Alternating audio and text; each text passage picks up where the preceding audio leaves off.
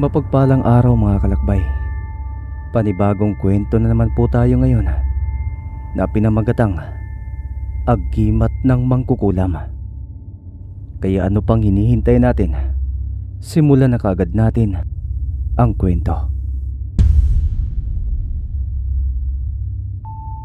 Ang agimat ay mayroong mahiwagang kakayahan na panlaban sa mga masasamang nilalang. Kung ang mutya ay bigay ng kalikasan, ang agimat naman ay likha lang ng tao. Kagaya na lang ng medalyon na pag-aari ng dalagang mangkukulam na si Corazon. Sanggol pa lang si Corazon nang ibigay sa kanya ng kanyang ina ang medalyong iyon na naging agimat nga kalaunan. Gamit ang bertud ng ina ng dalaga, binigyan niya ng mahiwagang kakayahan ang naturang medalyon. Bagaman mangkukulam ang pamilya ni Corazon, ay hindi sila natatakot sa agimat, lalo na't sila mismo ay gumagawa din ito. Bukod pa rito, hindi naman kasi sila iyong tipo ng mangkukulam na nuknukan ng kasamaan at tila nagpasakop na sa dyablo. Isang araw, mayroong babae ang maagang nagtungo sa bahay nila Corazon. Paula ang pangalan ng babaeng yon at nakatira lang din sa baryo na kung saan naninirahan si Corazon. Kaya kilala niya pa rin ang hindi inaasahang bisita. Magandang umaga, Paula. Anong sadya mo at naparito ka sa amin ng ganito kaaga?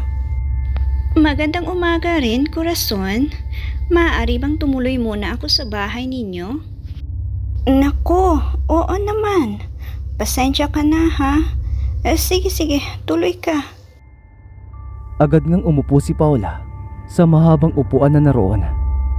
Hindi naman nagpatumpik-tumpik pa ang dalaga at kaagad niyang sinabi ang kanyang sadya. Nandito ako dahil may gusto sana akong ipakulam sa iyo, Corazon. Agad na bumilis ang pintig ng puso ni Corazon sapagkat hindi kasi tumatanggap ng kulam ang kanyang buong pamilya dahil ayaw nilang magpahamak ng ibang tao. Paula, alam kong alam mo na hindi kami kumukulam ng mga tao. Matagal na naming hindi ginagamit ang kakayahang ito dahil hindi ito tama. Alam ko, Corazon. Pakinggan mo muna ako. Doon sinabi na ni Paula ang kanyang rason. Mayroong nobyo ang babae, ngunit pinagtaksilan siya nito kasama ang kanyang pinakamatalik na kaibigan. Tinangay pa nga ng lalaking iyon ang ipong pera ni Paula na ang halaga ay nasa humigit kumulang 20,000. Ano? Sobrang laki naman ang perang iyon, Paula. Oo, ilang taon kong pinagsikapang ipunin ang pera na iyon. Pero tinangay niya lang ng ganun pagkatapos ko siyang hiwalayan. Alam kong maiintindihan mo ako, Corazon, dahil naranasan mo na ring pagtaksilan ng nobyo. At ang masakit, sa matalik mo pang kaibigan. Hindi nakasagot si Corazon sa sinabing iyon ni Paula. Tulad niya, niloko rin si Corazon ng kanyang unang pag-ibig. Ngunit hindi pa siya ganap na mangkukulam sa mga panahong iyon, kaya hindi niya nakulam ang lalaki. Oh, ano, Corazon? Papayag ka ba? Huwag kang mag-alala, dahil magbabayad naman ako ng malaki.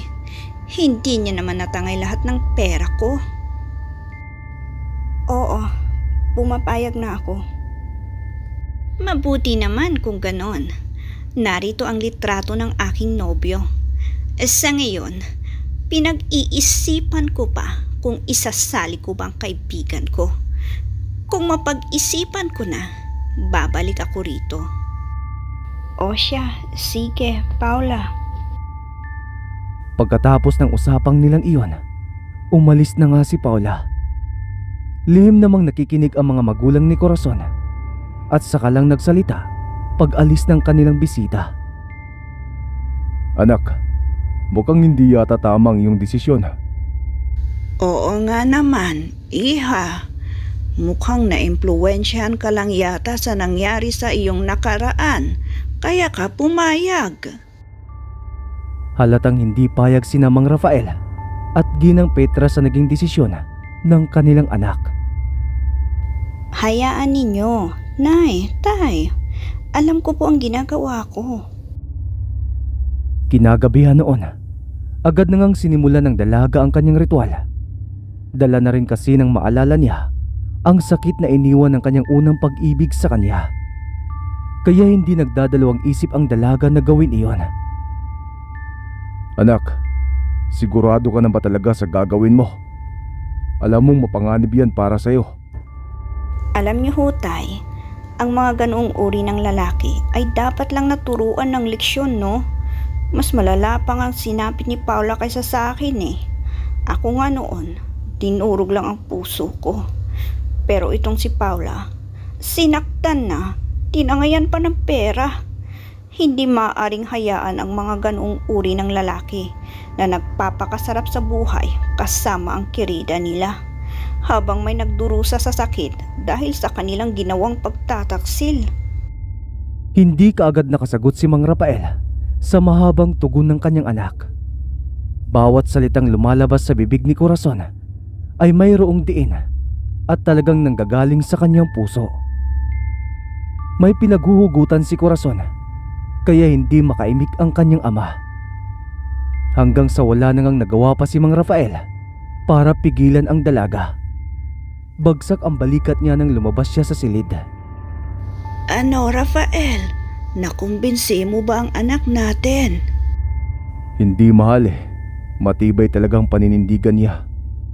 Naku naman, sana lang talaga ay hindi siya mapahamak sa gagawin niyang iyon. Nag-aalala lang naman ang mag-asawa dahil sa posibilidad na magpapagamot din sa ibang mangkukulam ang lalaking kukulamin ni Corazon. Kung mangyayari ang bagay na yon, si Corazon lang din ang maaapektuhan dahil siya ang makikipaglaban sa mangkukulam at hindi si Paula. Samantala, tagumpay na ngang nagawa ni Corazon ang kanyang pangkukulam. Nararamdaman din niyang tumalab kaagad iyon sa dating nobyo ni Paula. Kinaumagahan noon, nagtungo na naman si Paula sa kanila. Corazon, napag-isip-isip kong malaki rin ang kasalanan sa akin ng aking kaibigang babae. Kaya isama mo na rin siya. Heto ang kanyang litrato. Dagdagan ko rin ang bayad ko sa'yo. Sige, Paula. Maaasahan mo ako. Kumusta pala ang kulam? Tumalab na ba? Oo, nararamdaman ko. Mabuti naman kung ganon. Lakasan mo pa ang kulam. Gusto kong magtusa ang dalawang iyon hanggang sa humingi sila ng tawad sa akin. Huwag kang mag-alala. Gagawin ko iyan, Paula. O sige, magpapaalam na ako, Corazon. Makalipas ang ilang linggong pangkukulam ni Corazon, unti-unti niyang nararamdaman na mayroong kakaiba. Hindi niya maipaliwanag ng maayos, ngunit ramdam niya ang kakaibang enerhiya na tumama sa kanyang katawan. Gayunpaman, hindi sinabi ni Corazon sa kanyang mga magulang ang tungkol sa bagay na iyon. Hanggang sa isang gabi, muling isinagawa ni Corazon ang ritual laban sa dating nobyo at kaibigan ni Paula. Sa pagkakataong iyon ay kinakabahan si Corazon sa hindi niya malamang dahilan. Hanggang sa sinimulan na niya ang ritual, ngunit ganoon na lang ang gulat ni Corazon nang biglang bumalik sa kanya ang kanyang pangkukulam, kaya napasuka siya ng dugo. Anong nangyayari? Bakit ganito? Muling sinubukan ng dalaga ang kanyang ginagawa, ngunit ganoon pa rin. Bumabalik sa kanyang sakit sa katawan na nais niyang ibigay sa dalawang tao na yon. Doon napagtanto ng dalaga ang isang bagay. May kumakalaban sa akin? Kinabahan lalo si Corazon, ngunit sinikap niyang lakasan palalo ang kanyang enerhiya para muling sumubok sa ikatlong pagkakataon. Ngunit sobrang lakas ng mangkukulam na kumakalaban sa kanya, kaya napapahiyaw si Corazon sa sobrang sakit na nararamdaman. Agad namang pumasok sa silid niya ang kanyang mga magulang. Pagkatapos marinig ang mga ito, ang pagsigaw ng kanilang anak. Corazon, iha, ayos ka lang ba? Anong nangyayari sa'yo? Anak, bakit ka sumusuka ng dugo? Inay, itay, may kumakalaban na sa akin. Nagkatitigan ng saglit ang mag-asawa dahil sa tinuran ng dalaga. Sinasabi ko na nga ba, natitiyak kong nagpatulong na sa ibang mangkukulam ang mga taong kinukulam mo ngayon, iha. Kaya ngayon, kayong dalawa na ang naglalaban. Lubhang mapanganib yan, kaya bago pa mahuli ang lahat, itigil mo na yan, anak. Hindi maaari, itay. At bakit naman hindi, iha? Dahil nararamdaman ko kung nasa katawan ko ng sarili kong kulam. Kailangan kong labanan ito. Pero uunahin ko munang alamin kung sino ang kumakalaban sa akin. Nang sa gayon, baka kakilala lang natin at maaari ko pang madaan sa usapan.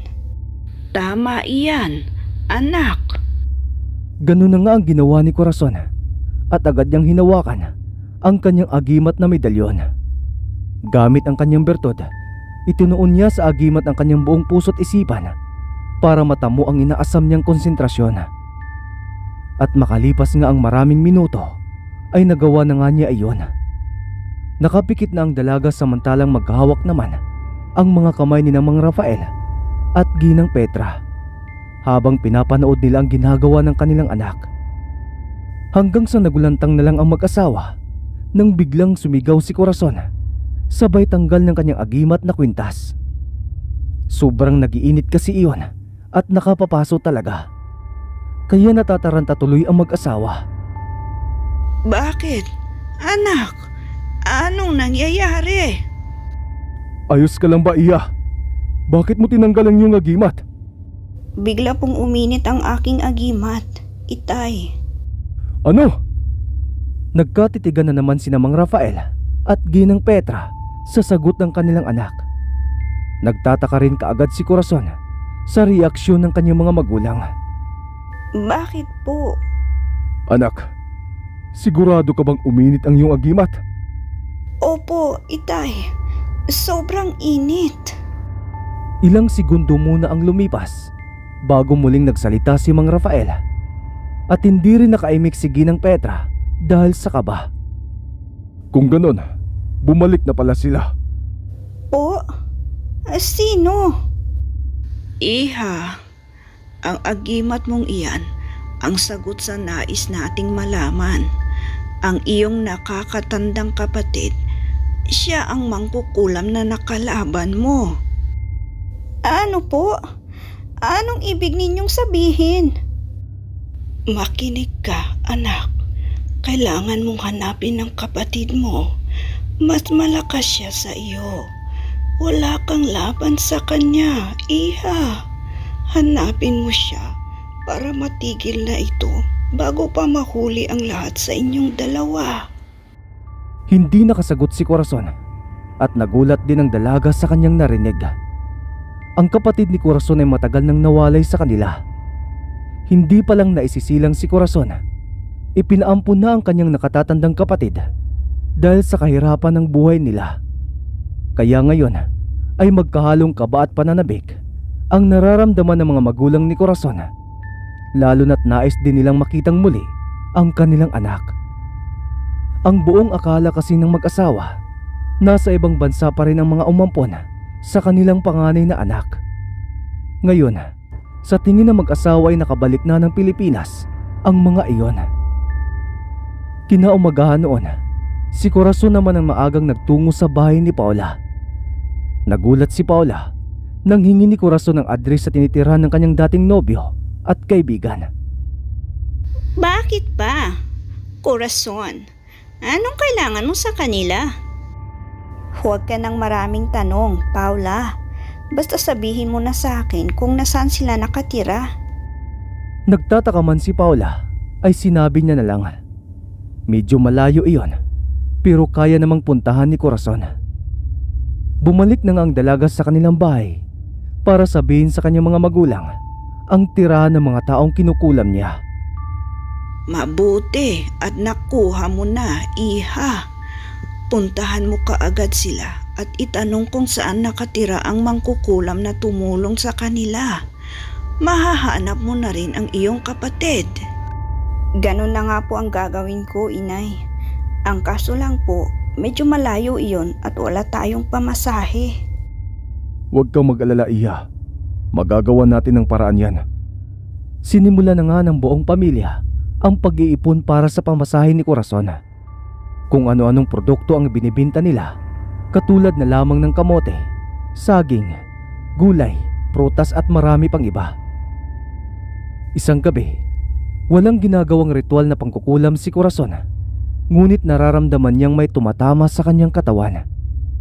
Sobrang sakit niyon, kaya nalaman kaagad ng dalaga na kumikilos ang kanyang nakatatandang kapatid. Tiyak si Corazon na wala ring kamali-mali ang kapatid niya, na siya ang kinakalaban nito. Ayaw na ring lumaban ni Corazon. Bukod sa wala siyang laban sa kanyang kapatid, ayaw niya ring saktan ito. Hanggang sa isang araw ay nakumpleto na rin sa wakas ang pirang gagamitin niya sa kanyang pamasahe. Kaya hindi na nagsayang pa ng oras ang dalaga. Mag-iingat ka, anak. Opo, inay. Anak, ipakita mo lang iyong agimat na medalyon sa kapatid mo. Mayroon din siyang ganyan kaya malalaman niya kaagad na kapatid ka niya. Gagawin ko po iyan, itay. Nagpaalam na nga si Corazon sa kanyang mga magulang at kaagad na nga niyang nilakbay ang malayong probinsya na kung saan naroon ang address ng dating kasintahan at kaibigan ni Paula.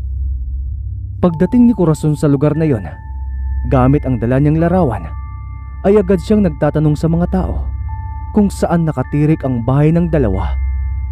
Sa kabutihang palad ay may nagsabi kaagad sa kanya at mabilis ngang natunto ni Corazon ang bahay ng mga yon. Tao po! Tao po! Bakit? Sino ka? At anong kailangan mo? Agad ngang nakilala ni Corazon ang babaeng sumalubong sa kanya. Siya nga ay yung nasa litrato na binigay ni Paula. Mahal, sino yan? Lumabas din ang lalaki. Iyon nga ang dating nobyo ni Paula. Tunay ngang nagsasama na ang dalawa at halatang nagpapakasarap sa buhay samantalang si Paula ay nasasaktan at nagdurusa. Magandang umaga po. May nais lang sana akong itanong sa inyo. Ano yun? Narinig ko kasing lumapit daw kayo sa mangkukulam para magpatulong. Ano? Kanino mo naman nalaman? Sino ka ba? Narinig ko lang sa ibang tao. Kailangan ko rin kasi ng mangkukulam na makakatulong sa akin. Ang anak ko kasi, kinulam din yata. Hindi mapagaling ng mga doktor ang anak ko. Wala rin kasi akong kakilalang mangkukulam na may kakayahang manggamot. Kaya lumapit ako sa inyo. Pwede ko bang malaman kung saan kayo nagpatulong? Mahusay ang pagsisinungaling na iyon ni Corazon at mukhang nakumbinsi naman ang dalawa, kaya lihim na napangiti ang dalaga. Ganun ba? Malapit lang naman dito sa amin. Carmelita ang pangalan niya. Diyan lang siya nakatira sa kabilang baryo. Natuwa si Corazon nang sinabi sa kanya ng babae ang tirahan ng kanyang kapatid. Nagdagdag pa ang babaeng iyon ng ibang impormasyon gaya ng estilo ng bahay, ang laki nito at ang pasikot-sikot na daan. Madali rin naman kasing utuin ang babaeng iyon. Naku, maraming salamat sa tulong ninyo. Mauna na ho ako. Nagpaalam na nga si Corazon. Agad din niyang tinungo ang address na iyon.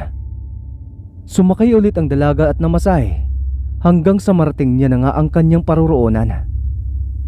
At habang naglalakad si Corazon papunta sa bahay na iyon, pabilis din ang pabilis ang pintig ng kanyang puso. Makikita ko na rin sa wakas ang kapatid kong matagal nang ikinukwento sa akin ni na inay at itay. Ano kayang itsura niya? Ano? Hanggang sa hindi nagtagal, nasa labas na nga si Corazon ng bahay.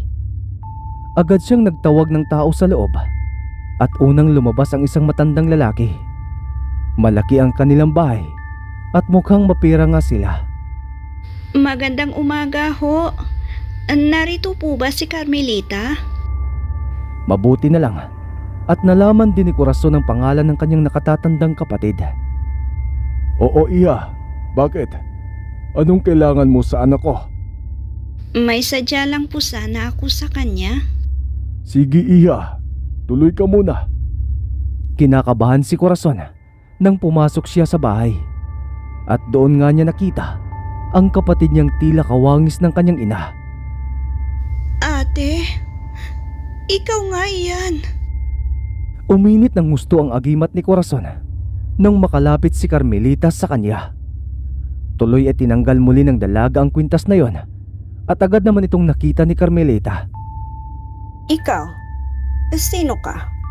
At bakit may ganyan ka ring agimat? Ate, ako ito. Ako si Corazon. Nagulat si Carmelita sa kanyang narinig. Agad nga silang nagyakapan ng mga sandaling yon.